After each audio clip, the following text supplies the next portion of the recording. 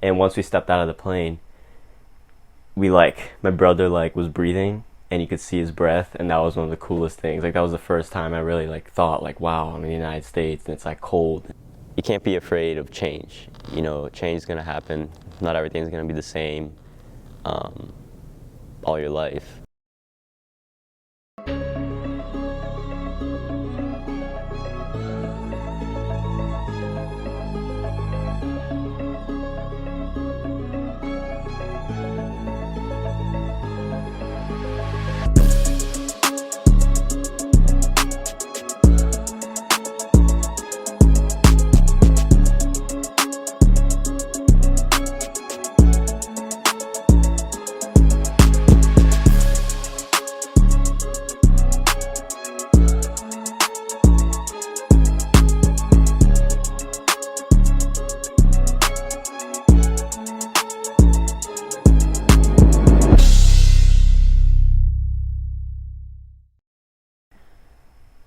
Living in Brazil had its ups and downs.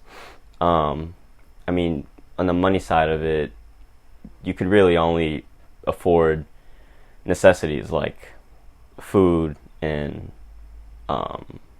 school. I had to go to private school. Public schools there are not like public schools here. So as far as compared to living here, you know, there's not as much freedom with what you buy. Like over here, you could go to the store and just get some candy or anything like that. All over there, we kind of had to prioritize other things. It was tough leaving my dad, mostly because I had been with him all my life. But then in some ways, it almost I didn't really know my mom, because when I spent time with her, I was much younger. I was 4, I think was the last time. So then when I first came, it was almost like she was a stranger in some way, but obviously we clicked pretty quick. I mean, that's your mom, so it doesn't take much time. But when we first saw her, it was really it felt like a dream. The hallway, sort of, whatever you want to call it, that connects the plane to the airport. It's still kind of outside, so air can still get in.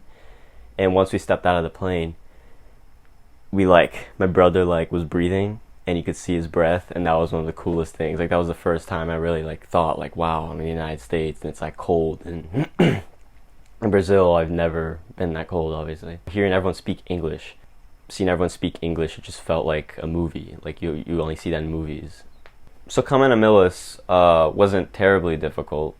I just came in, I was the kid from Brazil, and I spoke English, but I didn't reading was very difficult and writing was very difficult. And so I had to take a separate class, English as second language, and that helped out a lot. She just really worked with me. So moving from Brazil to the United States and changing from soccer to football, I think one of the big things is I had a lot of people who really helped me, like my mom, my dad, my family, and I had good friends who helped me through that whole process. I never played an organized sport. Didn't really have that in Brazil, unless you were rich. So you pretty much just went to the court and you just played barefoot. That's why when there's organized sports, you learn more about the team and the family component of that, where you can trust your teammates and spread the ball around, and it's better for the game. But yeah, I guess I never realized how important the relationship is outside of the sport as well, to help you play together. Because if you don't like someone outside of the sport, it's not that you're selfish, but you're just not going to want to try to develop that chemistry inside the sport. I didn't know what sport I was going to play coming into high school, because I would go outside with some football kids and soccer kids and other sports, and we'd play football. And I was always, I'd always play receiver, and I was the fast kid, so I'd go out and I'd make these jump up and catch the ball and come back down and secure the ball, and everyone would say oh, maybe you should try football. I think it would be pretty cool if you tried football, but I didn't know. So I decided freshman year, I think I'm really gonna regret when I'm older if I don't at least try it. Knowing how shy I am, I can't believe I actually did that, because I had no friends. I mean, I love you guys, but I wasn't really close with you guys. My soccer friends were playing soccer. They were practicing soccer and stuff, so I really had nobody. I mean, my mom wasn't totally on board with the idea either. She wanted me to like stick with soccer, probably because she was scared I would get hurt. But my stepfather was really wanted me to try. My first impression of Nick Almeida, freshman year, Medfield High School passing camp. I saw him running routes. He attacked the ball with his hands. He's fast, so I was intrigued, to say the least. And then, as we started our first offense, I started thinking about how we didn't have a defined quarterback for our JV program. So I asked him to take a few snaps. I asked him to take some 3-step and 5-step drops, to which I had to teach him how to do. And then biomechanically, there were a few things that I needed to help him with on his throws. After about 5 or 6 throws, I pointed him out to Coach Kraby, and I let him know that Nick Almeida was going to be my starting JV quarterback and the quarterback of the future for the Mohawks. I think in soccer you can kind of enjoy it a little more. It's a little slower pace. You're always moving, but it's like slower. You can kind of think about what you want to do. In football, it's like, especially quarterback, freshman year wasn't all that much, but sophomore year and junior year, it got a lot more like you have to think a lot quicker and make your decisions, and like everyone's kind of looking at you, and it's just, you feel like you're the center of the show sometimes, and that comes with a lot of pressure.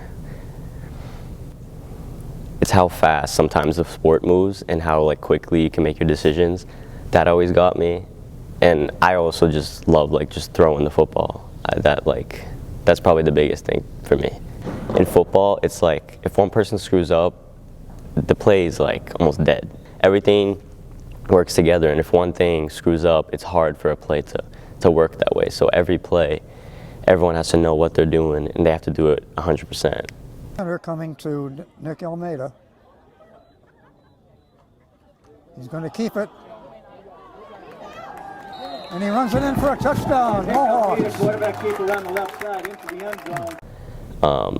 And I think if you didn't have that good chemistry outside of the sport, and that like friendship, it's hard to trust someone.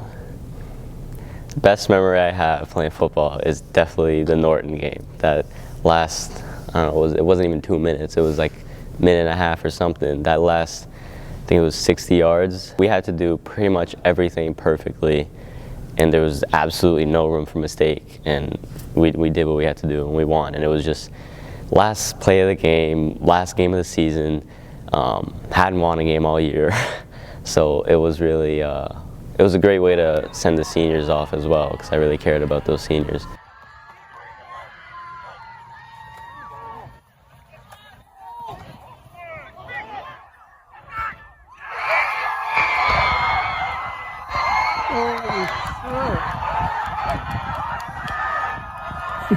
You know, when you look back to the final drive of the final game of that wedge season as a sophomore against Norton, he led us down the field like a true general and a veteran quarterback, and he used that as a springboard to be QB1 in his junior campaign of 2022. Some advice that I would give to like a young football player would be, if you get thrown into or pretty much any athlete, if you get thrown into a spot that you were not prepared for, or I guess first is prepare to like be thrown in there. I had no idea, absolutely no idea I was gonna go in. You just gotta deal with it. Like life is not gonna be all perfect and everything's gonna go your way. And I think that's like one of the biggest lessons that I've learned to help me like with my job. Sometimes with my job, I'm just like, I don't wanna do this. And so the adversity that I've had to deal with from transitioning from Brazil to America is kind of the same as from soccer to football. They both tie in together, where I had to get used to change, and I had to adapt to what I now had to deal with. I'm Nick Almeida, and this is The Toss Up.